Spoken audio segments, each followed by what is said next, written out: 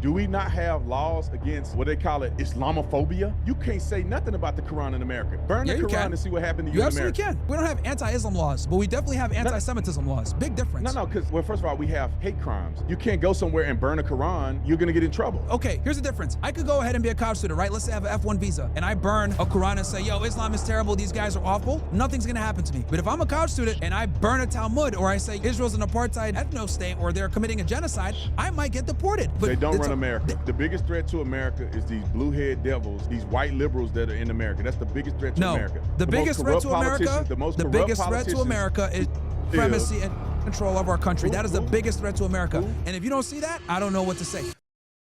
The thing is this, we go to war in these Middle Eastern countries for Israel. Why? Because Israel has an enormous amount of lobbying power in the United States, and they control every infrastructure point, whether it's media, the government, big tech, etc. They have an enormous amount of power in the United States and influence, and they use said influence and power to wage a foreign policy that benefits Israel. This is the problem. No, you're saying that America did all of that, foregoing the benefit of America, foregoing the safety of America and stability of our reputation just for Israel. Yes. That's insane. That is the truth. Let me put it in. Let me just say it like this: you have too much power in the United States, and it's a problem. The neocons, the tech moguls, the people that run these finance companies, etc. How is it that we have a lobbying group, right, AIPAC, they don't have to register in the FARA at all? Because they're American citizens. But they're lobbying on behalf of a foreign government.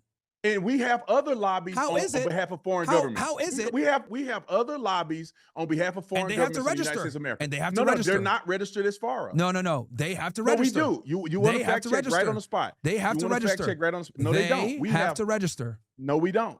Listen. The Chinese, Qatar, all these guys, they're registered. Myron, if you're Americans lobbying on behalf of interest and relations between America and a foreign country, you don't have to register as FARA. There are more than just the Israeli lobby, American citizens doing it. They don't register as FARA. So you don't. If you are operating for a country, you have to register as FARA. Okay. We see that Israel registers as FARA when they influence things in America. So Brandon, you don't think the Israelis control our foreign policy? No, they don't control our foreign policy. They lobby on behalf of foreign policy. They do have some control, but they don't control it completely. You don't think they have a ridiculous amount of say? We've given them billions upon billions of dollars the past year. Let's put it in perspective, Myron. Who gives more money, FARA or not? Qatar or Israel? Israel gives more money. No, they don't. Yeah, they do, and I'll tell you why. Because private donors don't have to. Myron Mandelson gave Trump $100 million this last year. That's just one donor.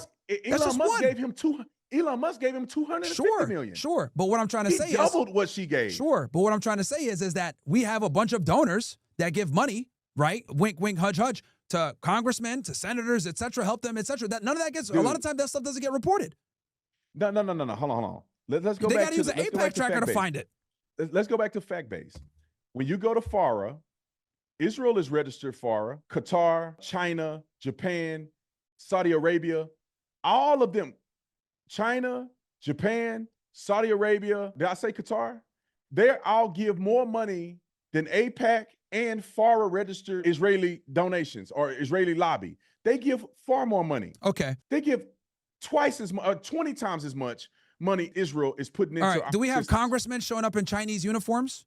Do we have anti-Saudi Arabian laws in place to deport college students? Do we have mass censorship for anyone that's critical of Qatar? No, dude. These guys run our country, and to not admit that is absolutely nuts. Myron, do we not have laws against what they call it Islamophobia? Did we not just run through a gamut after September 11th of Islamophobia? You can't say nothing about the Quran in America. Burn the Quran and see what happened to you in America. You absolutely can. Muslims get shit on all day. Muslims get shit on all day. And so does. Well, hold on. Here's the difference, though. It took October 7th. You tell me they're getting ate up right now. No, they are. But you want to know why? Because they're committing a genocide right now, and this is the first time that people are seeing where their tax dollars are going. What about the Christians? What about the Christians that are murdered? What about the Christians that are murdered that are murdered in Syria? What about the terrorist activity that go on a day-to-day basis from Islamic terrorist groups that are killing and beheading people on TV? We weren't giving Bashar al-Assad billions of dollars a year to kill Druze and Christians, but we give the Israelis billions of dollars a year, and they're doing a whole bunch of bullshit with our tax dollars. How is it you say that Israelis, both are doing it? If you want to say Israel is doing it, can't you say that the Islamic organizations are doing the same thing? Hezbollah and all these other terrorist organizations, are they doing the same thing? Yeah, and these organizations were created because of Israel. Hezbollah was created because Israel invaded Lebanon in 1982. Yes. Like, here's the thing. This is what you're saying. It's a difference between being intentionally or something intentionally happened and something happened as a result of something. It's a big difference. What I'm saying is this. You're acting as Israel created Hezbollah intentionally. Okay. Israel has created all the conflicts in the Middle East. Okay? They've created a lot of problems that we've had to come in and save them diplomatically at the UN and or get involved in wars because of them, or we suffer terrorist attacks because of them. If you look at Bin Laden's letter, Bin Laden wrote a letter to you. That's actually a big reason why they want to ban TikTok, by the way. There was a letter that went viral back in November of 2023, a letter to America. In that letter, Bin Laden wrote out line by line his issues and grievances with the United States. And obviously, this letter was banned everywhere back in 2002, but it resurfaced in 2023. And this letter, a big part of it, his issue was our support of Israel. Our support of Israel is what infuriates the Muslim world because we're killing Muslims all the time. We're funding the Israelis to kill Muslims all the time. That's what creates problems. No. Look at this. Let's put this in perspective, Myron. And we don't have anti-Islam laws, but we definitely have anti-Semitism laws. Big difference. No, because we do. Well, first of all, we have hate crimes and we have laws against discrimination and hate based on your religious affiliation. You can't go somewhere and burn a Quran and you're going to get in trouble. Okay, here's the difference. I could go ahead and be a college student, right? Let's say I have an F1 visa and I burn a Quran and say, yo, Islam is terrible. These guys are awful. Nothing's going to happen to me. But if I'm a college student and I burn a Talmud or I say, yo, Israel's an apartheid ethno-state or they're committing a genocide, I might get deported. Thanks to Marco Rubio. Show me somebody burning the Quran. Show me somebody burning the Quran. They're not going to get deported is my point. No. You ain't never seen nobody burn a Quran. Have you? No, you haven't. I see people burn Qurans all the time. No, you ain't never seen nobody on college campus. People do it on X. People do it on the internet. No. You on college, we're talking about college campus. You show me on college campus where somebody's burning the Quran, mocking Muhammad and saying death to, or saying that, from a statement that's similar to from the river to the sea when it comes to when it comes to Muslims. You'll never hear it, you'll never see it. And then if you saw it and they didn't do nothing, then I'll agree with you. But let's talk about this for a minute. I'm not going to get deported for burning a Quran if I was a F1 student visa. But if I'm doing something and I'm being critical of Israel, I will get deported. How can you make that comparison when you ain't never seen somebody burn a Quran on Mahmoud Khalil is getting deported right now for being critical of Israel. No, not critical. Organizing a group that's counter to American interest, and also they're saying they want to overthrow Western civilization. He's not just saying he's critical of it. There's a lot of people that are critical of Israel, obviously.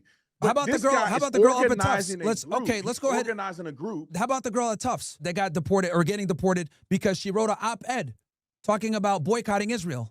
They're deporting her. Are you talking about the girl that came on to that anti-American? No, she's from Tufts. She was up in Somerville, Boston, Massachusetts area. She got arrested by ICE. There's plenty of them like that. The point I'm trying to make is that Israel has a ridiculous amount of influence in our government to the point where if college students criticize them, which is their First Amendment right, by the way. It's not criticism. It's when you're saying from the river to the sea. When you're saying that this girl didn't say the river to the sea. Accosting people on campus. This girl got deported for literally writing an op-ed talking about boycotting Israel. That's crazy. I gotta look into that. I cannot validate that. It's the truth. But what I'm saying is that on college campus, I can give you the link, and I'll give you the Netanyahu at the West Bank when he's sabotaged the Oslo Accords on purpose. If you give it to me and it's authenticated, I'll make a video about it. So let's put this in perspective.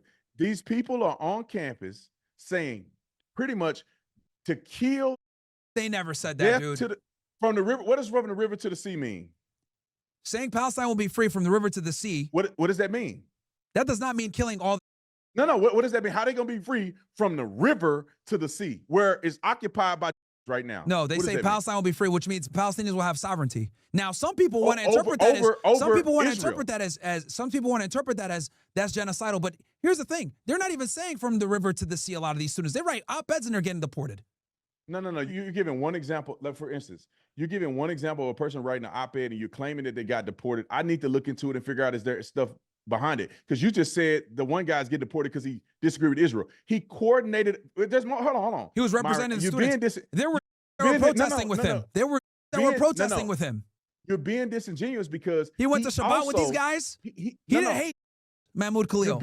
You're being disingenuous because he also had issues with immigration informant. So he did not inform the government that he was a part of a foreign organization. And you have to disclose that if you have a student visa. He did not properly disclose that. That's one of the reasons why he got deported. The other one was conjuring up controversy on the university, saying death to America. He wasn't saying that. Accosting, not him, I'm saying the organization was doing that. They were accosting students, and also they were saying students with they him. want to overthrow Western civilization. There were students with him marching at Columbia. It don't matter just because they're don't mean that they're not saying things that could be anti-Semitic, or that they're pushing from a river to the sea, or the fact that he did not disclose his foreign involvement with another government and he has a student visa. Look, my argument here, because remember, this all started because I said that have an undue level of influence in American politics. What I'm trying to explain here is that they are getting students deported for exercising the First Amendment because they don't like what they're saying. That's a problem. You don't have the First Amendment to the degree in which you can threaten people. You can say that you're going to overthrow the American government, or you're going to somehow not disclose. They said we want to overthrow Western civilization. They never said that, dude. Come on, man. They did say that. That's not what they said. I'll pull it up and send it to you, and you have to put it on your show. That's not what it is, man. And here's the thing. That's also, what he said. Remember, political speech is supposed to be the most protected form of speech in the United States, according to the First Amendment. According to the First Amendment, right? Now, violence is not protected. They were never pushing violence. They got video of these students on campus. Students trying to go through. They literally are fighting students and not allowing them to go through the campus. Here's the thing. They took over the hall and they wouldn't let into the section. I mean, dude, here's the thing. Come on, you got to remember, there's different groups of protesters. There's a group here, there's another group here, etc. He was representing a certain group of kids that were protesting. The point I'm trying to make here, right? Besides going into the details with Khalil's case or the girl up in Somerville or whatever, the point I'm trying to make is that we are passing legislation that basically protects another country or criticism of another country. That is crazy to me. That is crazy to me. Bill Ackman got Claudine Gay kicked out as the president of Harvard because he didn't feel like she went hard enough on protesters in Harvard. Like, dude, run America and it's a problem. If you don't agree with me on this, Myron, that's fine. But they don't run America. The biggest threat to America is these blue-head devils, these white liberals that are in America. That's the biggest threat to America. The biggest threat to America is supremacy and control of our country. That is the biggest threat to America. And if you don't see that, I don't know what to say. The supremacy and control of our country is the biggest threat to this country. By far. That's the craziest thing ever here. Islam is a bigger threat than anything that people can ever do. Okay, who runs Congress? Do Muslims run Congress? Who runs big tech? Do Muslims run Congress? Do Muslims run Congress? No, run Congress. Yes, absolutely. No, they don't. 90% of them are funded by places. Okay, let me give you an example, Myron, of what you're saying funded. Is Byron Donalds, since he's supported by AIPAC, is Byron Donalds controlled by AIPAC? Yes. Okay, let me just tell you how silly what you're saying is. He's in Florida. How much money did they give Byron Donalds? AIPAC. I can look it up if you want me to. I already looked it up. How many? You want to know how much money? How much? 40,000. I think they gave him $43,000. It's quite a bit of money. You know how much money he raised? $13 million.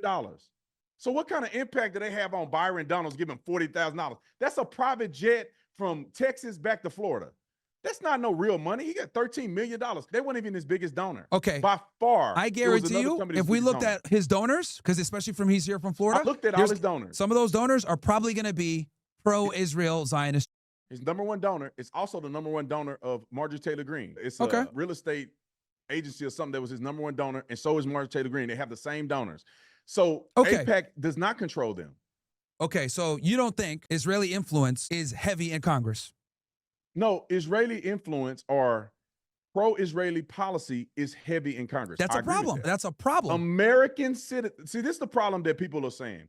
The reason that Israel is even connected to America, because we have a lot of people in America that are, we have a lot of people that have dual affiliation. We have a spiritual affiliation and we have a governmental affiliation between the two countries. So this is why you have a lot of people in America who care about the best interests of Israel and the Israel-American policy. If you are saying this is all coming from Israel, I'll have a problem with it. The American people who are supporting and paying money into AIPAC are the ones who are making this decision.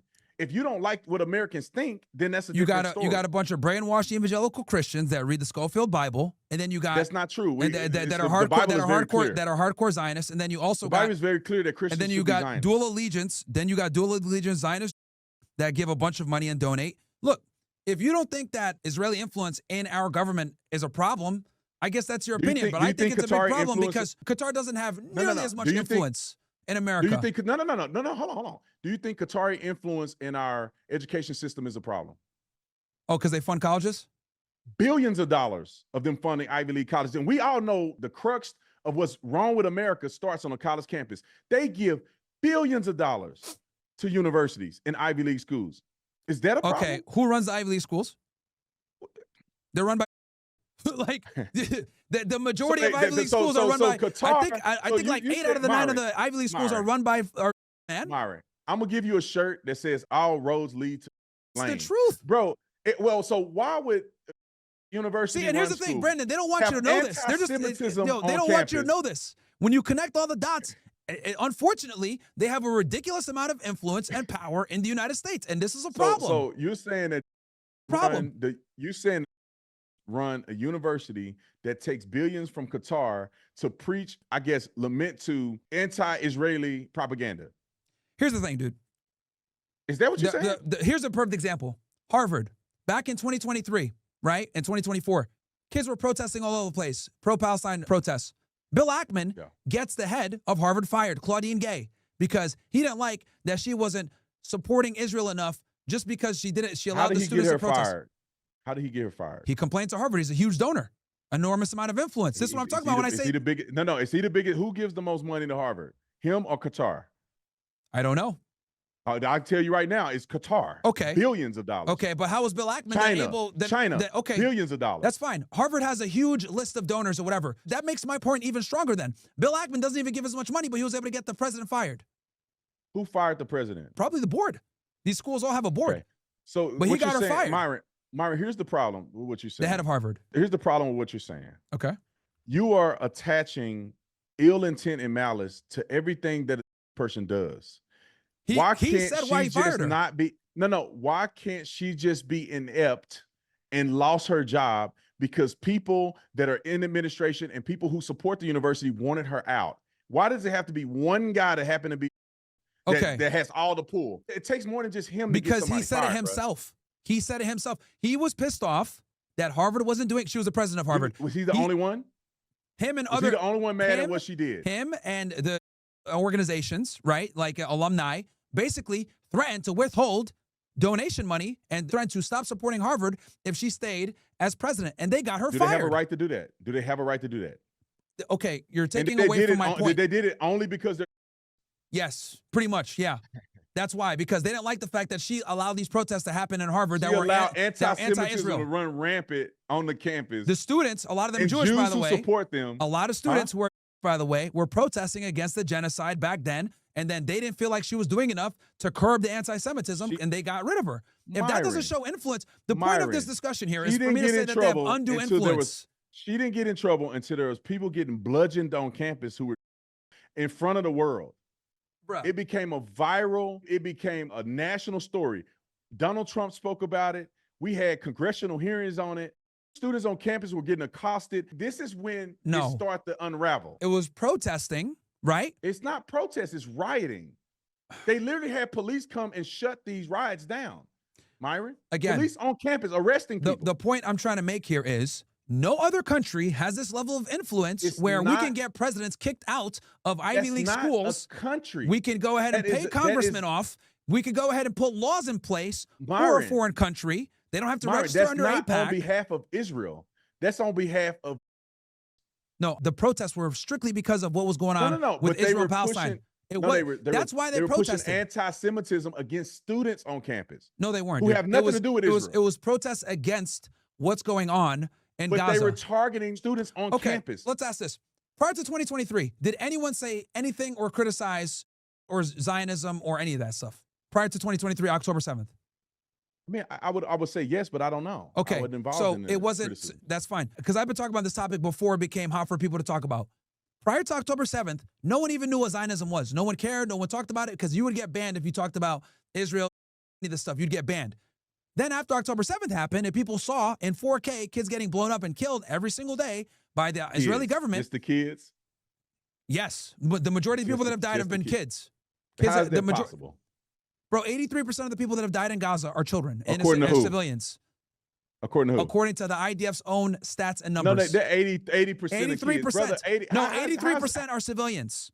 Oh, yeah, you said civilians, but you said kids at first. Over 50% of Gaza is children.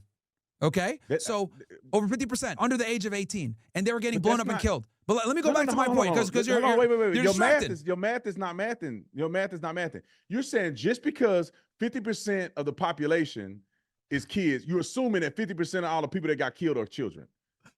No. I said around 50% of the population in Gaza are children. Then I said... Wait. Define children. Under the age of 18. Under the age of 18. 17 and under. Okay. Okay. So we're talking about half the population, right? Now, of the people, that was just the kids. That's not including the adults that are innocent, everything else like that.